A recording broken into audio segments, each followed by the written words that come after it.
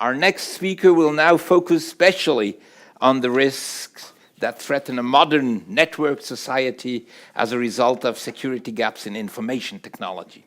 And here too, we could not wish for a better expert. David Basin is full professor and soon, I guess, dean at the Department of Computer Science at ETH Zurich, where he heads the Information Security Group. His research focuses on information security, in particular on foundations, methods, and tools for modeling, building, and validating secure and reliable systems. They even have a new one prepared.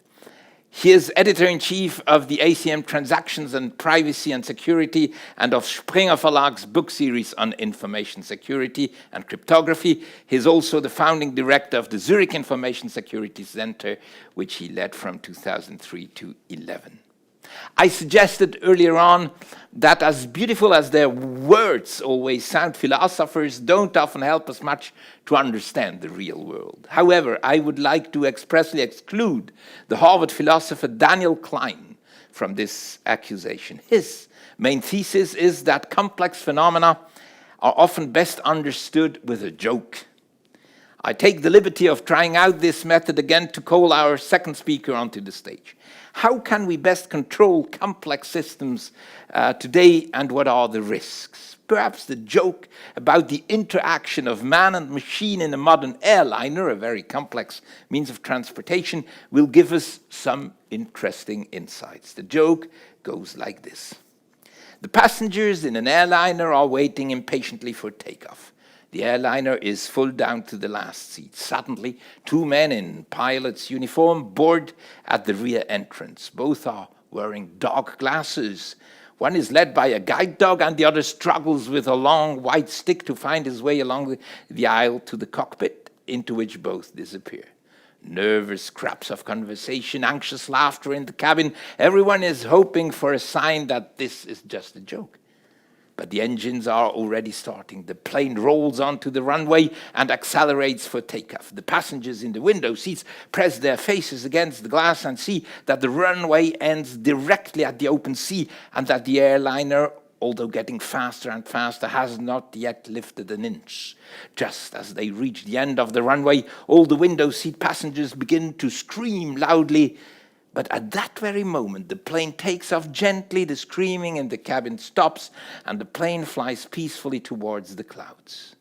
In the cockpit, one pilot turns to the other and says, "You know, Bob, one day the passengers will scream too late and we'll all die." I don't know what you think, but personally, despite my skepticism about the anonymous algorithm increasingly controlling my life, in this situation, I would prefer to rely on the airplane's autopilot. Ladies and gentlemen, please welcome our next speaker with an applause as deafening as the concerted revving of all four engines of an Airbus A380, so that he knows he need not shield us from anything when describing the vertiginous IT risks in our modern society, since we have already fastened our seatbelts. Professor David Basin, ladies and gentlemen. Thank you very much. It's a pleasure to be here. So in my talk, I'll be looking at information security, not only the question of what, but also the why and the how, and in the end, its relevance for financial advisors and investors. If we look at the world today, it's driven by cyber-physical systems. This is the case in many areas of society. For example, finance, communication, energy distribution, entertainment, warfare, we just learned. There we have systems calling the shots. These are IT systems that are networked. They work together. We have systems of systems. These systems, moreover, sense the world and react to the world, causing effects in the world. Think cyber-physical. Unfortunately, we're increasingly less secure. These systems are increasingly complex, and they're embedded in other systems which are embedded in the world. And I also have a lot to say about that. And moreover, there are dramatic changes in the threat landscape. If we go back far enough, we have attackers which are sometimes cutely called script kiddies. And indeed, back in the 80s and 90s, people would hack computers for fun. They didn't even realize the damage they could cause. In the early 2000s, we saw the first really malicious worms that would try and do damage. In the meantime, attacking has become very professional and attackers are very skilled. The best attackers are nation-state adversaries. I like to call them NSAs. But they're not just the Americans, they're also the Chinese, and the Russians are very good at this. The Iranians are quite good at this too. And these adversaries are very skilled, very professional, very well funded. They have tremendous resources and tremendous patience. I'll come back to them. Let's first look at complexity. So systems are complex. Here I have various systems ranging from pacemakers to cars to platoons of cars to self-driving systems, etc. Let's take a look at one of the simpler systems we have here, a pacemaker. A typical pacemaker has about 100,000 lines of code in it. But that's not enough. We have systems of systems. So if I have a pacemaker, my pacemaker talks to my telephone, so I can see, for example, data about the therapy I'm receiving. My telephone talks perhaps to the cloud of the pacemaker company, so they can collect data and do analytics. Furthermore, there's probably a PC in some hospital, perhaps with a 10-year-old operating system that hasn't been patched for 20 years, where the doctor can, over the cloud, over my cell phone, reprogram my therapy. So although the pacemaker itself is relatively simple with 10,000 lines, we have a system of systems, and if you can attack any of these systems, you can kill the patient. With cars, the situation is a little bit, the situation is a little bit more complicated. A typical car has about 100 million lines of code. But it doesn't stop there. Again, we have systems of systems. So in a typical self-driving car infrastructure in the future, you will have the cars speaking with each other. They'll be speaking with roadside infrastructure. They'll be speaking with the car manufacturer who might do software and firmware updates on the fly. Again, if any one of these components has bugs, and trust me, they will, then attackers can take over your cars. The situation, of course, is similar in other domains. Think military, for example. These concerns are not just hypothetical. It really is the case that the attackers are not just good and professional, but they're doing what they can do. To begin with, everything is being hacked. Believe it or not, there are hackers who are specialized at breaking into implantable medical devices. So examples are not just pacemakers, but also cochlear implants, insulin pumps, and the like. As a result, if you're a person who is politically exposed, or for that matter, you care about your life, you might consider disabling the wireless interface. That was the case with Dick Cheney. Attackers are very good and specialized in other areas as well. There are attackers who are specialized at attacking automobiles, how to get malware onto the bus of your car to infect the embedded systems in your car. Not just to steal it, but really to take over your car. Another example would be in the military domain, attacking drones. One way to do this, of course, is that drones are not isolated systems. You also have systems of systems. They depend on GPS signals, so on satellites to get their location. It turns out it's remarkably easy to spoof GPS signals, and you can convince a drone that it's anywhere you would like it to be and have it fly into buildings or crash into the ground. It's not just that everything is being hacked, everyone is being hacked. So nation-state attackers are doing this. Here I have just a couple examples of the Syrians and the Chinese attacking the US. Of course, we know the US has also carried out the other attacks themselves. For example, Stuxnet is a good example, where America and Israel set back the Iranian nuclear capabilities a number of years by attacking some of their plants there. Everybody's doing it. The Chinese are very good at it. They try out their malware typically on Taiwan. The Russians are good at doing it. Ukraine is their playing ground. This has almost become daily business these days. So it really is the case, I believe, too, that the next war will be fought in cyberspace. Moreover, everybody is interesting. So of course, politicians are interesting. So there was spying, for example, sorry about this, on Margaret Thatcher by the Americans for a number of years. There's widespread, of course the British are into the game too. There's widespread hacking within Europe by the British. But the interesting thing is it's not just famous politicians. Data on all of us is being collected. We know a lot from the Snowden revelations that the NSA is pretty much collecting all data it can on computer networks, communication networks, and the like. Not just metadata, who is talking with whom, but the actual data themselves. They're storing it in their NSA cloud, and they can use it later on when they have need to.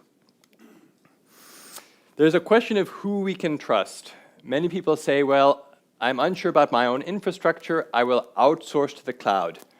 But cloud providers aren't necessarily secure. On one hand, they can be hacked from the outside. You may have applications running in the cloud, but the applications themselves may be unsafe. Or it may be that there's no reason to trust the cloud service providers. We know from the Snowden revelations, for example in America, that the NSA worked with all of the major IT manufacturers, whether we're talking about Microsoft, Google, Sun, etc. And for those that they couldn't work with or would stop working with them, they would simply attack and compromise. Perhaps the one cloud which is safe is the NSA's cloud. They haven't outsourced the storage of their data to an external cloud provider. They build their own internal cloud, which is highly secure. Maybe this is something that companies should keep in mind. Can this be solved by politicians? Can this be solved contractually? Well, there have been attempts to do this, but unfortunately, they don't work very well. For example, 1 month after this agreement was done, the Americans realized that, of course, the Chinese were still carrying out their cyber hacks. And probably they were doing it, the Chinese, all along. Okay, so that's a little bit of what is happening out there in terms of security. We'll look shortly at what's happening in terms of privacy. But I'd like to ask the question of why. How did we get there? And I'd like to give you a couple explanations. But let's go back in history. In the good old days, you had a user and a computer. So a single user system. Think back to the early 1980s, for example. Then shortly after that, you had multi-user systems. So people would share a computer. And then at that point, users had to worry about each other. Some of the other users could be adversaries. They could be attackers. Then came client servers. You would have your machine as a client. You would use servers typically within your own IT infrastructure.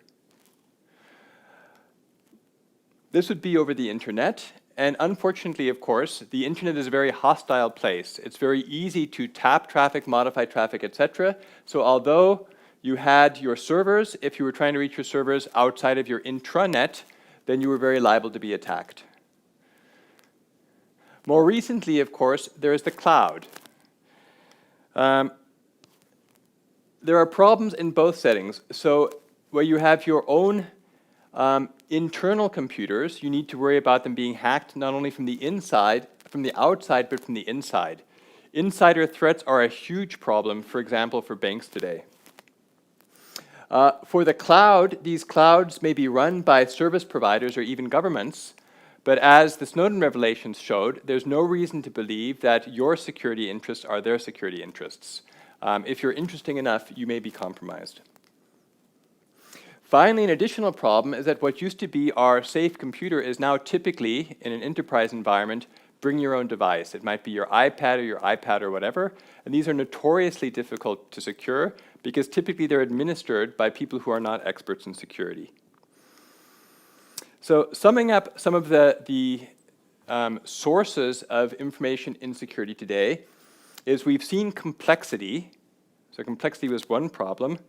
But another problem is virtualization and trust. We trust parties that may not be trustworthy. We're virtualizing pretty much everything. Our networking, our storage, our management, our infrastructure, and it may be that the parties who are handling this are not really worthy of our trust. So here in Switzerland, I'm a little bit concerned. We use hardware made in the US or China.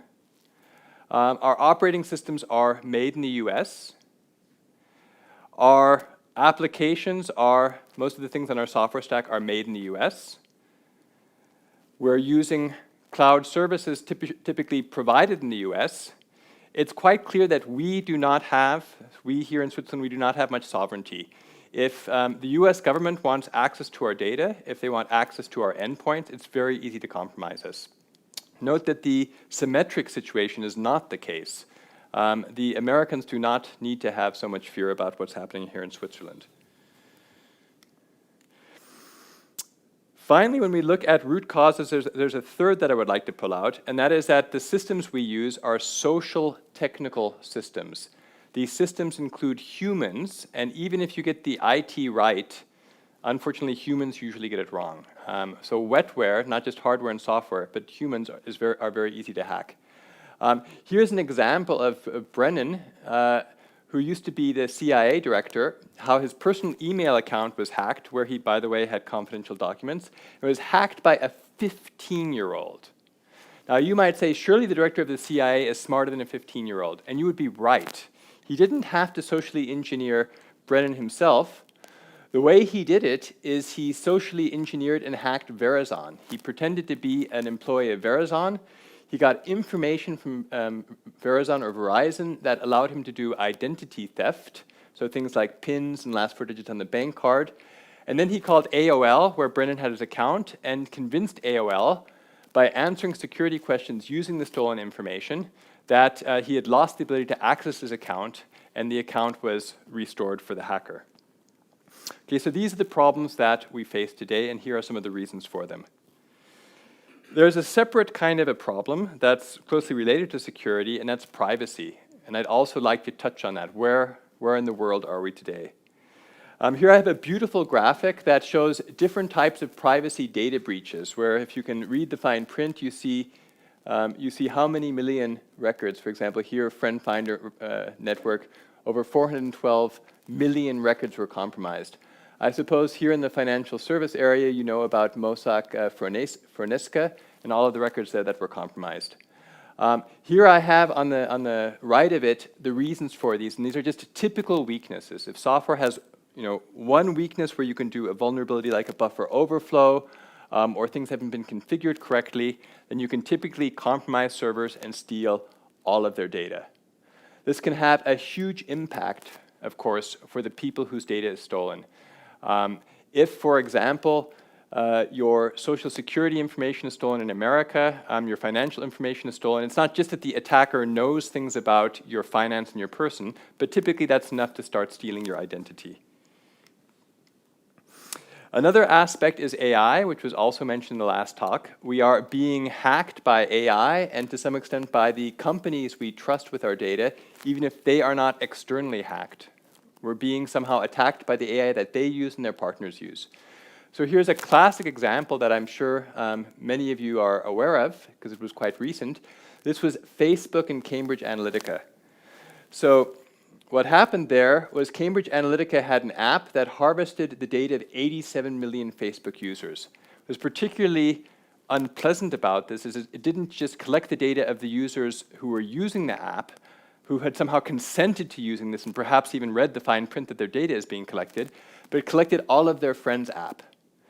And this is an example we've heard of, but Cambridge Analytica wasn't the only one doing this.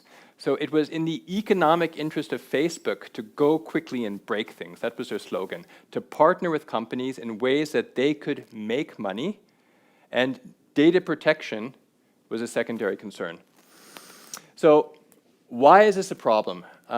With this, you can basically hack people. So the CA data combined with users' Facebook likes and publicly available demographic information is very useful for profiling people to understand their political interests and their political direction. So for example, one can make models based on this data that if a person is neurotic, for example, then target ads to them that emphasize security. If a person is conscientious, then target ads at them. When they're surfing, they get ads that emphasize responsibility. And if they're open, then target ads for personal growth. And there is the belief that these models were likely used by Trump's political campaign to influence the outcome of the election. So we are literally being hacked. What is at risk? So as financial analysts, you think about risk. And on one hand, we have our critical infrastructures at risk: energy distribution, transportation, military, communication, etc. But there's more at stake. Our central values are at risk: our privacy, our ability to have things that are precious to ourselves that we can somehow protect. In fact, these days, one of the most personal parts of ourself is now going online. That's our genetic information. We're increasingly being sequenced, and that goes into genetic databases. And if those databases can be hacked, then people can learn the most personal things about you as an organism, you as an entity. So I find that very scary. Democracy is at risk. Elections are being hacked. Voters are being manipulated. We can end up with governments that aren't what the people want. Finally, sovereignty is an issue. You may or may not know this, but if Donald Trump were to wake up today or tomorrow and have a bad day, he could cut off the internet in at least 7 different ways in Switzerland. He could just hit a kill switch. The complete internet would be shut off. It would be a major disaster. We do not have control over this. Let me, in my final couple minutes, summarize with some discussion points, which I think perhaps are interesting from the financial perspective. The first point, which is a rather depressing one, is that security and privacy is probably worse than you think. I say probably because if you're in the security profession, you've learned to be incredibly paranoid and depressed about this. But maybe in the financial profession, you're not there yet.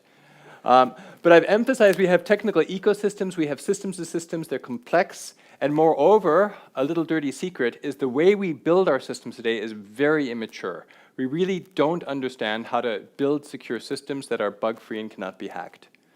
Then there's a point about lack of economic and political incentives in the post-Snowden world. Companies like Facebook want to monetize your data. Other companies want to get their apps out quickly. Governments don't have an incentive for security, they have an incentive for insecurity. If insecure applications are built out there and you find a zero-day exploit, that's as good as a nuclear-tipped weapon. The situation is degrading. Everybody speaks about digitalization. It just means more processes and services in the real world will be vulnerable. And on top of this, hackers are getting better. Second point is that this can make or break companies. A typical example of this would be Barings Bank, which went bankrupt due to insider trading, which is basically due to improper controls on IT systems. And I have some other examples here of recent hacks that have been major problems for companies. Moreover, even in traditional companies like pacemakers, or if you build elevators and things like this, you typically don't think about IT security, but if you don't get it right, it can be the downfall of your company. If you make a pacemaker and your pacemaker data and communications is controlled in some cloud-based infrastructure, and a bad person can hack into your cloud, then it will be literally like in a science fiction movie where they can press a button and all wearers of your pacemaker will die on the spot. It's not a joke. What does this mean from the business investment side? It means we have to rethink things with security in mind. First of all, security and privacy risks must be adequately measured and weighed. It means companies, when you think of investing in a company or buying a company, part of a due diligence is not just a financial due diligence, but a risk-based due diligence, and security should be a central part of this. I also think from the standpoint of governing and managing companies, it requires a new way of thinking about security. In a certain sense, you shouldn't have corporate secrets because all secrets should be will be leaked eventually. You should run your companies in a hyper-transparent way, assuming that everything is known to everybody. The next point is, of course, you have to be prepared for the worst. You need pre- and post-breach preparedness. And part of having a company that uses digitalization means preparing for this, and investing in companies requires understanding how well they're prepared. The next point is skepticism in new technologies in snake oil. I've given one example here, and I'm happy to talk with it later with whoever would like or at the break. But please don't fall for, don't worry, we're secure, we use the blockchain. A final point as a way of hope is that it is possible that research advances can lead to a more secure world.